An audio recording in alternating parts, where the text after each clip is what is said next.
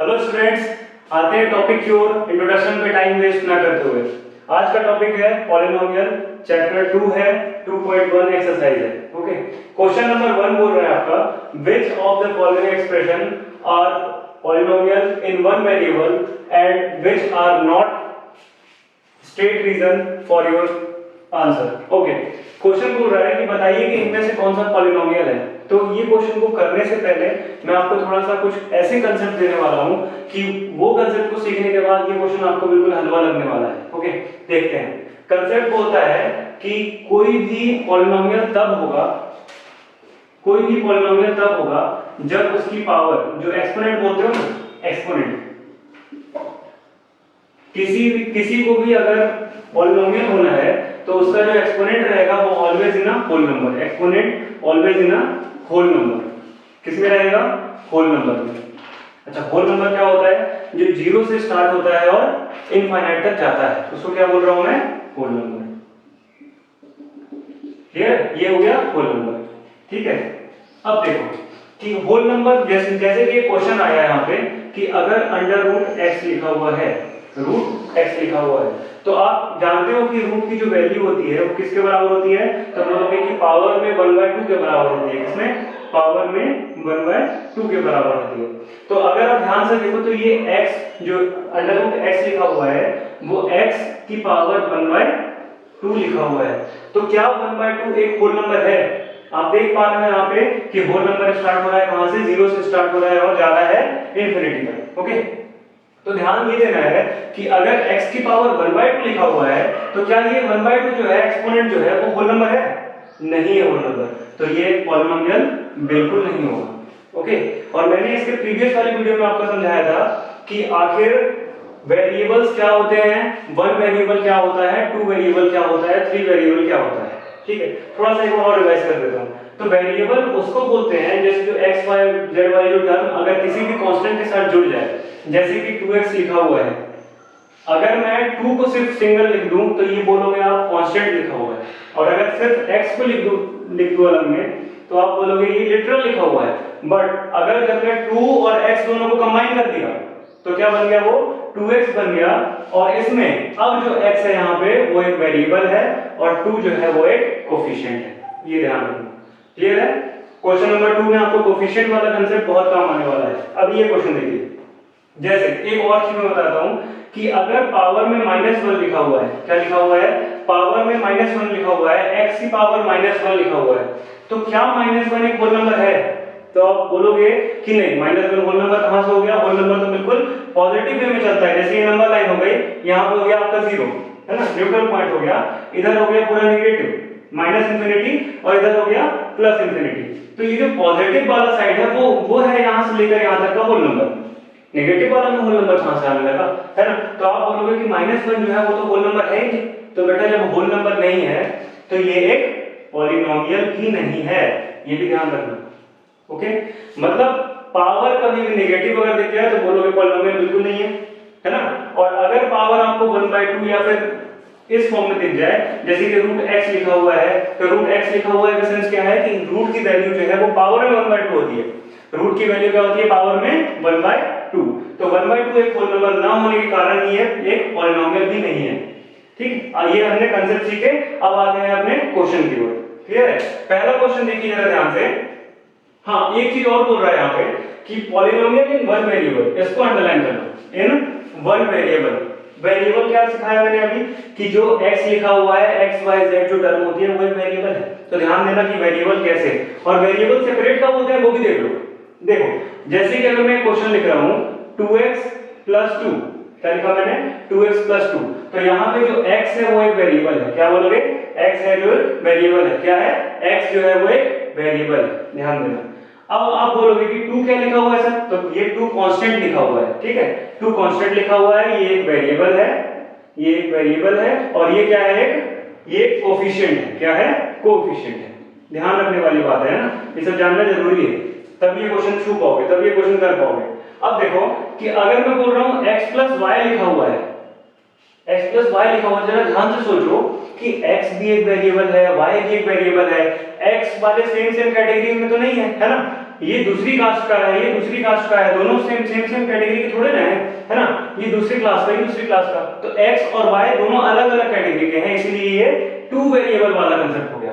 कौन सा? Two variable वाला। एक वेरिएबल नहीं है इसमें, कितने वेरिएबल है बोलोगे? दो वेरिएबल है, x एक वेरिएबल है, एक y वेरिएबल है, ध्यान है? ओके, देखते हैं आगे। जैसे कि 2x प्लस y लिखा हुआ दिख गया तो बोलोगे अरे सर ये तो टू वेरिएबल लिखा हुआ है ना। अगर 2x plus y plus z लिखा हुआ है तो बोलोगे सर ये तो थ्री वेरिएबल है। हाँ, अब देखना जरा ध्यान से, अगर x प्लस x लिख जाए तो जल्दबाजी में ऐसा मत बोल देना कि x प्लस x लिखा हुआ है तो ये टू वेरिएबल है, जोड़ेगा भी तो, x प्लस x आपस में जुड़ता भी तो है, तो 2x हो गया है ना। ये पिछले वाली क्लास में पढ़े थे हमने।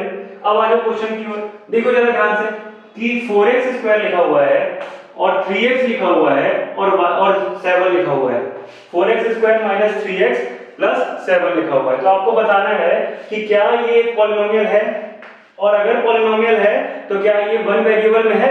तो जरा ध्यान से देखो कि x स्क्वायर लिखा हुआ है और x लिखा हुआ है, तो कंफ्यूज मत होना कि ये x स्क्वायर लिखा हुआ है और x लिखा हुआ है तो दोनों अलग अलग वेरिएबल के हो गए, एक ही वेरिएबल का है, ठीक है, एक ही वेरिएबल है। ध्यान देना, जैसे देखो वेरिएबल का मतलब क्या हो गया, जो लिटरल है ना, लिटरल ये जो x y z लिखा हुआ है वो आपको पूरे क्वेश्चन में एक ही दिखना चाहिए। एक का मतलब है कि अगर x स्क्वायर लिखा हुआ है तो मतलब ये जो x लिखा हुआ है वो पूरे क्वेश्चन में अगर x और आएगा तो सिर्फ x ही x रहेगा, और y नहीं होना चाहिए, कहीं z नहीं होना चाहिए, q नहीं, q r नहीं, t नहीं, s नहीं, ये सब नहीं होना चाहिए, ठीक है, और कोई वेरिएबल नहीं होना चाहिए। अब देखो जरा ध्यान से, तो 4x स्क्वायर लिखा हुआ है, ठीक है, x लिखा हुआ है, ये भी ठीक है, 7 लिखा हुआ है, ये भी ठीक है, तो बोलोगे कि x मतलब दोनों सेम वेरिएबल है, एक ही वेरिएबल का क्वेश्चन है, इसका मतलब एक कंडीशन तो सेटिस्फाई है कि ये वन वेरिएबल में है। अब बोलोगे पॉलिनोमियल है कि नहीं, तो पॉलिनोमियल होने के लिए क्या होना चाहिए कि पावर कभी भी माइनस नहीं होनी चाहिए और पावर कभी भी रेशनल नंबर में नहीं रहनी चाहिए, ठीक है। पावर अगर उसका रेशनल नंबर में है तो पॉलिनोमियल नहीं है, किसी भी अपॉन वाले फॉर्म में है तो रेशनल नंबर नहीं है, नेगेटिव है तो रेशनल नंबर नहीं है। हाँ, लेकिन अगर होल नंबर में पावर है, जीरो से लेकर इंफिनिटी तक में पावर है, तो वो एक पॉलिनोमियल है। चलो आज तो देखो जरा x की पावर क्या है, तो बोलोगे 2 है, ओके, पहला कंडीशन तो सेटिस्फाई है। दूसरा देखते हैं कि 3x है, माइनस प्लस से कोई मतलब नहीं है, बस क्या बताना है कि ये एक वेरिएबल है, वन वेरिएबल में है और पॉलिनोमियल है। अब देखो x की पावर कुछ नहीं तो क्या बोलोगे 1 है ना, तो बोलोगे जब वेरिएबल की पावर 1 और 2 है तो 1 और 2 तो एक होल नंबर है सर, इसीलिए क्या हो गया, एक पॉलिनोमियल हो गया। बोलोगे yes this is polynomial, and और बोलोगे क्या कि यस इतना इज इन वन वेरिएबल, है ना, इतना एक वन वेरिएबल का क्वेश्चन है। नेक्स्ट क्वेश्चन पे आते हैं, देखो y स्क्वायर प्लस रूट 2। तो अब आपको यहाँ पे कंफ्यूजन होगा कि आपने तो अभी बताया था सर कि जो x होगा उसकी पावर 1/2, लेकिन यहाँ पे रूट 2 लिखा हुआ है, तो क्या रूट 2 अगर लिखा हुआ दिख जाए तो क्या हम बोलेंगे कि वो एक पॉलिनोमियल है। तो हाँ बेटा बोलना पड़ेगा, देखो क्यों, अभी समझाता हूँ। y स्क्वायर लिखा हुआ है, अगर y की पावर स्क्वायर है तो 2 मतलब मान लो कि 2 लिखा हुआ है ना, 2 लिखा हुआ है, तो बोलोगे कि यार 0 से लेकर इंफिनिटी तक, अभी आपने बताया कि होल नंबर अगर पावर लिखी हुई है तो वो एक पॉलिनोमियल है, तो रूट 2 लिखा हुआ है ना। मैंने बोला कि वेरिएबल की पावर अगर आपको होल नंबर नहीं है तो पूरे वो पॉलिनोमियल नहीं है। अगर किसी भी कांस्टेंट की पावर कुछ भी रहे तो एक वेरिएबल रहेगा, तो एक पॉलिनोमियल वो रहेगा, है ना। कांस्टेंट से मुझे मतलब नहीं है, मुझे मतलब है वेरिएबल से, तो इसीलिए। और देखो जरा क्या ये वन वेरिएबल में है, तो बोलोगे सिर्फ y ही तो है सब क्वेश्चन में, और कोई टर्म है क्या, नहीं है, और कोई x y z वाली टर्म नहीं है, इसीलिए क्या हो गया ये लीनियर, ये हो गया आपका वन वेरिएबल में भी हो गया और एक पॉलिनोमियल भी हो गया, ध्यान देना। तो ये हो गया आपका यस, बोलोगे एक पॉलिनोमियल भी है और वन वेरिएबल में भी है। नेक्स्ट क्वेश्चन देखते हैं, 3 रूट t लिखा हुआ है प्लस रूट 2 लिखा हुआ है, तो मुझे तो इससे कोई मतलब नहीं है, मुझे मतलब है वेरिएबल से। अगर वेरिएबल की पावर है होल नंबर तो जम जाएगा, नहीं है तो नहीं जमेगा। देखते हैं 3 लिखा हुआ है, लिख दिए, t रूट 2 का रूट का मतलब क्या होता है, पावर में 1/2, रूट का मतलब रट लो इसको, रूट का मतलब क्या होता है पावर में 1/2, तो जो वेरिएबल है उसकी पावर 1/2, यहाँ पे वेरिएबल कौन है, t है, तो t की पावर 1/2, तो मेरे को बताओ, मुझे बताओ कि 1/2 क्या होल नंबर है, तो बोलोगे नहीं होल नंबर नहीं है, तो बेटा ये पॉलिनोमियल भी नहीं है। हाँ, लेकिन बोलोगे कि वन वेरिएबल है, तो बोलोगे हाँ वन वेरिएबल तो है, लेकिन पॉलिनोमियल नहीं है, ध्यान रखना, ठीक है, ओके, पॉलिनोमियल नहीं है। नेक्स्ट वाला देखते हैं, y प्लस 2/y, है ना। ध्यान दो, अगर तुमने पहले पढ़े थे एक्सपोनेंट वाले चैप्टर में 7th क्लास में 8th क्लास में कि अगर 1/n लिखा हुआ है, 1/n लिखा हुआ है तो इसको हम बोल सकते हैं n की पावर -1। क्या बोल सकते हैं? 1 की पावर -n। घबराओगे तो काम नहीं चलेगा, ध्यान से समझो, है ना। -n लिखा है, n की पावर क्या लिखा हुआ है? -n, है ना। तो अगर n किसी भी चीज की माइनस में पावर लिखा हुआ है तो पावर माइनस में उसको प्लस में करने के लिए क्या कर देते हैं? अपॉन मिला देते हैं, पलट देते हैं टर्म को, रेसिप्रोकल कर देते हैं टर्म का, ठीक है। तो -n, अगर n की पावर -n लिखा हुआ है तो 1/n अगर मैं कर दूं तो ये क्या हो गया? पावर प्लस में हो गया, है ना। तो सेम कंडीशन है यहाँ पे, सेम चीज है यहाँ पे कि y तो लिखा हुआ है, ठीक है, यहाँ तक कोई दिक्कत नहीं है, लेकिन 2/y का मतलब है 2 × 1/y, 2 × 1/y, और अगर 1/y लिखा हुआ है तो इसको क्या मैं y की पावर -1 में लिख सकता हूँ? लिख सकते हैं। तो अगर y की पावर -1 लिख सकते हैं तो क्या -1 एक होल नंबर है? जिंदगी में होल नंबर नहीं बनेगा, क्योंकि नंबर लाइन पर सिर्फ 0 से लेकर पॉजिटिव एंड तक जाता है कौन? Whole number. तो ये एक पॉलिनोमियल नहीं है, ओके। हाँ, 1 वेरिएबल है, ध्यान रखना, 1 वेरिएबल है लेकिन पॉलिनोमियल नहीं है। नेक्स्ट वाला देखो, ये 50 है ना। नेक्स्ट वाला देखते हैं, x raised to the power 10 plus y raised to the power 3 plus t raised to the power 50। तो देखो x भी है, y भी है और z और t भी है ना। तो ये तीनों क्या है? अलग अलग वेरिएबल है। तीनों क्या है?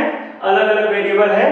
तो अलग अलग वेरिएबल होने के कारण क्या हो गया? ये एक पॉलिनोमियल तो है, पॉलिनोमियल तो है लेकिन 1 वेरिएबल में नहीं है। क्वेश्चन यही बोल रहा था ना, following expressions are polynomial in 1 variable, in 1 variable, okay. तो आते हैं नेक्स्ट क्वेश्चन की ओर। होता है हमारा कि right the coefficient of x² in each of the following. Coefficient क्या होता है? देखो, जैसे 2x लिखा हुआ है, 5x² लिखा हुआ है, 9x + 2x² लिखा हुआ है। समझो थोड़ा सा पहले, है ना, बस 2 मिनट में कंसेप्ट है, समझ लो। अगर मैं बोलूं कि बेटा x का कोएफिशिएंट क्या है तो बोलोगे, फट से बोलोगे कि 2x का कोएफिशिएंट। अगर मैं बोलूं कि x² का कोएफिशिएंट क्या है तो बोलोगे 5 है, एकदम तुरंत बोलना है ना। अगर मैंने बोल दिया कि -5 लिख दिया मैंने, -5x², मैं पूछ रहा हूं x² का कोएफिशिएंट क्या है तो बोलोगे -5 है, झम से तुरंत बोलना है ना। तो अब मैं बोलूं कि x, इसमें ये वाले क्वेश्चन में बोल रहा हूं कि x का कोएफिशिएंट बताओ, तो तुम क्या बोलोगे कि 9 है सर x का कोएफिशिएंट। अगर मैंने पूछा कि x² का कोएफिशिएंट क्या है तो तुम बोलोगे कि +2 है x का कोएफिशिएंट, x² का कोएफिशिएंट, ठीक है। चलो आगे क्वेश्चन की ओर। क्वेश्चन देखो, पहला बोल रहा है कि बताइए कि x² का कोएफिशिएंट क्या है। बस x² का कोएफिशिएंट बोल रहा है और किसी का नहीं, है ना। ध्यान से देखना, तो इसमें देखो 2 + x² + 1, तो बोलेंगे the coefficient of x² is, the coefficient of x² is क्या है? x² सिर्फ लिखा हुआ है प्लस x², तो अगर x के साथ कुछ नहीं है तो क्या है? जिसके साथ कोई नहीं उसके साथ कौन? ऊपर वाला, है ना, 1। तो 1 क्या है? 1। The coefficient of x² is 1। Second देखते हैं कि 2 - x² लिखा हुआ है प्लस x³ लिखा हुआ है। तो ध्यान दो, -x² लिखा हुआ है यहाँ पे ये देखो, ये वाला टर्म मुझे और दुनियादारी गई ऐसी तैसी भाड़ में गई है ना। अब देखो 2 - x² प्लस x³ लिखा हुआ है, तो x की पावर 2 लिखा हुआ है। हमको निकालना क्या है? x² कोएफिशिएंट निकालना है। तो ध्यान से देखो, x² के साथ कुछ नहीं लिखा हुआ है तो क्या लिखा हुआ है? 1। लेकिन 1 अगर लिखा हुआ है तो 1 किस में है? प्लस में है कि माइनस में है? तो बोलोगे माइनस में है। तो इसको सेम लिख देंगे कि the coefficient of x² is -1। ध्यान रखना, है ना। नेक्स्ट है कि what is the coefficient of x², तो बोलोगे कि पाई x² वाली टर्म कौन सी है, उसके साथ में कौन सा टर्म है? x है। बोलोगे नहीं, x कहां से है? तो बोलोगे देखो इधर देखो x² है, तो x² के साथ क्या लिखा हुआ है? π/2, तो बोलोगे the coefficient of x² is π/2। क्या है इसका कोएफिशिएंट? तो बोलोगे π/2। अच्छा, पाई की वैल्यू क्या होती है? तो बोलोगे 3.14 डैश, है ना। लेकिन मेनली हम कहां तक लेते हैं? 3.14 तक, है ना। पाई किस में यूज होता है? पाई की एक और वैल्यू क्या होती है? 22/7, है ना। ये किस में यूज होता है? सर्कल में यूज होता है ना। चलो देखते हैं नेक्स्ट। अब देखो √2x लिखा हुआ है, -1 लिखा हुआ है, इसमें तो मुझे कहीं x² दिख ही नहीं रहा है, नहीं दिख रहा है। अब मेरे को निकालना है लेकिन x² का कोएफिशिएंट, ठीक है। तो जब x² दिख ही नहीं रहा है तो कहां से निकाल दोगे? तो मान लो कि कुछ ऐसा लिखा हुआ होगा वो टर्म, x² के साथ 0 लिखा हुआ होगा। अगर 0 का मल्टीप्लाई किसी के साथ होगा तो क्या होगा? आंसर हमेशा 0 ही होगा। तो इसका कोफिशिएंट क्या है? बोलोगे the coefficient of x square is 0।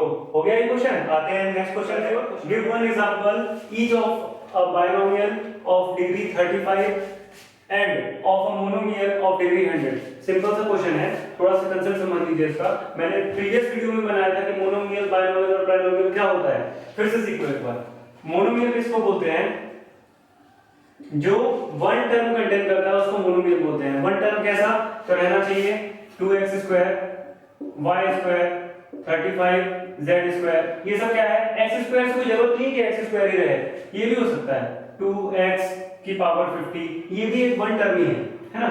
अगर मैं बोलूं x y z तो कंफ्यूज मत हो जाना कि तीनों टर्म लिख दिए आपने एक साथ, ऐसे कैसे हो जाएगा, है ना। तो जो x y और z लिखा हुआ है वो आपस में मल्टीप्लाई होकर एक टर्म बन गया है, इसकी वजह से ध्यान रखना, है ना। तो ये भी एक क्या है? मोनोमियल ही है, मोनोमियल ही है।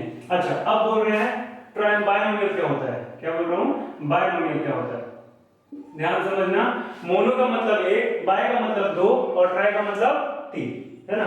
तो बाय का मतलब, बायनोमियल का मतलब क्या हो गया? जो कि दो टर्म एग्जिस्ट करता है उसको बोलते हैं हम बायनोमियल। दो टर्म कैसे एग्जिस्ट करेगा? जैसे 2x स्क्वायर प्लस x, तो बोलोगे ये दोनों अलग अलग टर्म है तो ये क्या हो गया? बायनोमियल हो गया, है ना। या फिर बोलोगे 2x प्लस 2, ये भी एक बायनोमियल है क्योंकि इसमें दो टर्म कंसिस्ट कर रहा है ना। तो ये 7 8 9 में आपको पढ़ना है और पढ़ भी चुके होगा, तो उतना डीप में टाइम वेस्ट नहीं करता हूं। आते हैं क्वेश्चन पे। क्वेश्चन बोल रहा है कि मोनोमियल का एक एग्जांपल दीजिए जिसकी, बायनोमियल का एक एग्जांपल दीजिए जिसकी डिग्री 35 हो, और मोनोमियल का एग्जांपल दीजिए जिसका डिग्री 100, है ना। तो दे देते हैं, सिंपल है। पहला लिख लेते हैं बायनोमियल का। बायनोमियल में क्या बोल रहा है? जिसकी डिग्री कैसे होनी चाहिए? 35 डिग्री होना चाहिए। तो आ जाते हैं, पहले एक बायनोमियल टर्म बना लेते हैं। तो हम एक टर्म लिख दिए x प्लस 2, ये कैसा टर्म है? तो बोलोगे दो टर्म है सर, ये बायनोमियल कहलाएगा, है ना। तो बेटा डिग्री कितनी रखनी है? डिग्री 35 रखनी है, तो आंसर हो गया अपना 35। लो, क्लियर है। नेक्स्ट है, नेक्स्ट मोनोमियल का बोल रहा है। मोनोमियल जिसकी डिग्री कितनी रहनी चाहिए? 100 रहनी चाहिए, है ना। तो एक मोनोमियल टर्म बना लो, x मान लो, x एक मोनोमियल टर्म है, तो x की पावर कितनी, डिग्री कितनी, 100, बन गया टर्म। कोई जरूरी नहीं है कि बुक से मैच ही करना है, इसके इनफाइनाइट एग्जांपल्स बन सकते हैं, क्लियर है। इसीलिए ये बायनोमियल कैसे बनेगा और मोनोमियल कैसे बनेगा, आपको जो टर्म लगता है वो टर्म बनाओ, बस पावर 35 और 100 टर्म। ओके, नेक्स्ट क्वेश्चन पे आते हैं। नेक्स्ट क्वेश्चन बोल रहा है right the degree of each of the following polynomial. Degree of polynomial बहुत इजी टॉपिक है और बहुत बहुत कंसेप्चुअल है, बहुत अच्छे से आना चाहिए आपको, है ना। देखिए डिग्री ऑफ पॉलिनोमियल क्या होता है, मैं इसको शॉर्ट फॉर्म लिख रहा हूं DOP, है ना। डायरेक्टर ऑफ फोटोग्राफी नहीं, DOP का मतलब डिग्री ऑफ पॉलिनोमियल, यहां पे ऐसा समझना है ना। तो DOP का मतलब क्या हो गया? Degree of polynomial. Degree of polynomial क्या होता है? Highest power of the variable. Highest power of the variable, variable बताया ना पीछे में, तो highest power of the variable क्या है देख लेते हैं। Highest power of the degree of, highest power of the variable, देखो इसमें वेरिएबल क्या है, तो बोलोगे x वेरिएबल है, x वेरिएबल है और x वेरिएबल है।